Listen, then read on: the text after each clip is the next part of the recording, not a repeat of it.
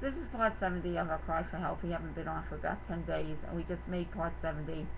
But as usual, this lethal cult doesn't allow our videos to go through. And we are begging the citizens of the world, but you probably won't even see this video. It only goes to the cult. We need help here. Okay?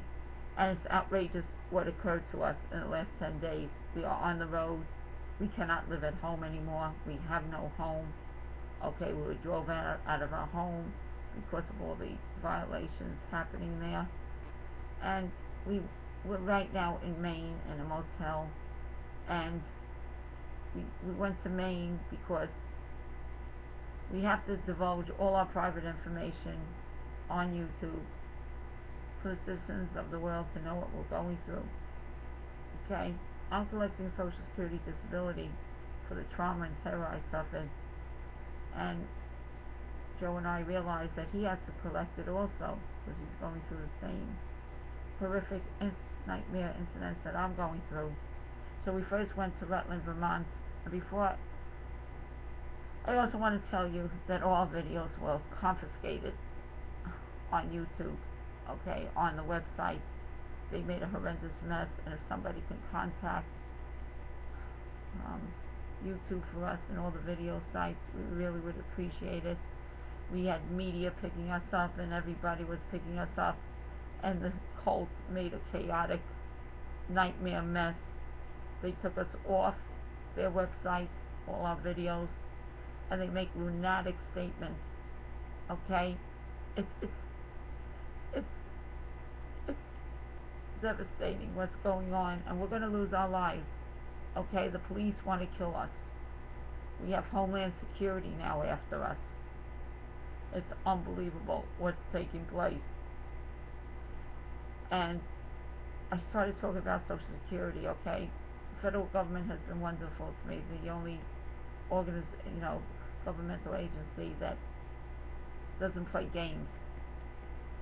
So we desperately need to stay alive, and we desperately need money. So we decided that Joe has to also apply for Social Security disability. So we first went to the Social Security office in Rutland, Vermont. Okay, and although Rutland, Vermont is very corrupt, we figured it's the federal government there, and it won't be corrupt. But were we so very wrong? We went up there. We realized when we went to the Social Security office that we were up there a year and a half ago because my medical insurance, all the pharmacists will not use. Okay, and so we went to Medicare to try, which is part of Social Security office, to try to rectify this horrific mess. And we met with a male employee there in his 60s or 70s, and we're explaining the whole situation, how we can't use our my Medicare cards. And to make a long story short, as the usual RICO pattern continues, a female employee starts running in and shows him a note on a scrap piece of paper and whispers in his ear, which we are so accustomed to having all the time. And citizens of the world, you can guess by now why she ran in with that scrap of paper, and whispers in his ear, because she had to tell him, do not help these people. Okay, they are blacklisted, and they're under surveillance with the police, and they're dangerous mentally ill people. And whatever, character assassination after character assassination. So after he read that paper, this older employee, male, starts to mock and abuse us with all kinds of lunatic speech and humiliation until you could actually faint or get a heart attack, constantly hearing this lunacy said to you. And then he starts to giggle and laugh. Okay? And at that time we got up, and I almost fainted. Okay? And Joe was raving mad. And we went out of that Social Security office and we said never again. However, we didn't realize that when we made the appointment, that was the same office that we went to a year and a half ago. However, we made an appointment over the phone in New York, and um, Joe spoke to a female. What was her name, Joe? Joe? Joe. What? Joe was sleeping. Okay, 3 o'clock in the morning, I'm making this video. Joe was speaking to a female employee, caseworker there, and she... Look, Joe! I know. Stop it! Okay. You know, we are at our wit's end, I know. okay? We don't know what to do with our lives. Joe spoke to a female employee of Social Security from the New York office, from the Vermont Rutland office. And she was very sympathetic, and she said, come in right away. We're going to try to get you something right away. She said, it's outrageous what you're going through, and she felt so concerned for us. However, once we reached the office, we realized that was the office we went a year and a half ago with this corrupt male. I don't know who he is, an employee, maybe an imposter, because the cult takes over places and pretends like they're the workers there. So when we went in, we knew that we're probably not going to get help there because of what happened last time. First of all, when we went there, another security officer, there's one security officer inside the Social Security office, and then all of a sudden, while we're opening up the door to enter, another security officer meets the security officer who works there. And we saw the corruption right in front of our eyes. Okay? And then we sit down, and then the security officer keeps on looking at us. He says, oh, I remember you, pretending like he doesn't know who we are. And then he says to Joe, open up all your bags. I need to check it. Okay? This was outrageous. Strike number 1. Nobody's bags are checked in the Social Security office, and there were other people sitting there, and their bags were not checked, and they came in after us. So, we're called by a caseworker. It was not the female caseworker that we're supposed to have, of course, because she was legitimate and sincere, and we cannot get legitimate and sincere people to help us. We must get the corruption helping us. So we go in, and this male gentleman, also in his about his 60s or 70s, he opens the door with a smirk on his face. And he goes, hey, how are you? Like mocking us. Okay? And we knew right away this was not going to work. So we said, we're not very well at all. Okay? And we sit down, and he looks like he's about to laugh. Okay? And all of a sudden, who comes in the office with this guy? 2 other people. The security guard sits in the office listening to our whole conversation when this is supposed to be very confidential. It's all about medical and finances, and the security guard sitting by you is violating HIPAA regulations. But we all know why the security guard has to sit by us, because he must know everything we are talking about, so he can go give it to his comrades in crimes, the police, and Homeland Security. Now we have Homeland Security terrorizing and traumatizing us, as the story will continue.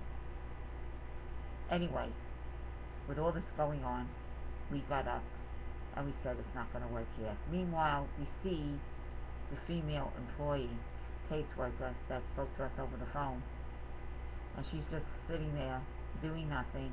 And we said at the time, we want to speak, we want to deal with the female employee. And this guy says, that we were speaking to with his big smirk on his face, said, oh, she's too busy. Meanwhile, she's sitting there doing nothing. So we immediately took everything and went out of that office. Again, we were barred from getting Social Security disability for Joe, because the cult with the lethal police want us to be destitute and to die.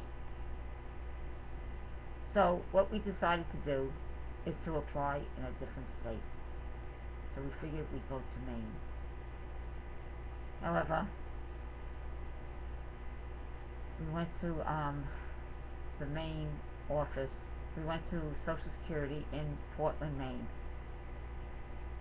It was horrific what transpired there. I go in with Joe at the Social Security office in Maine, and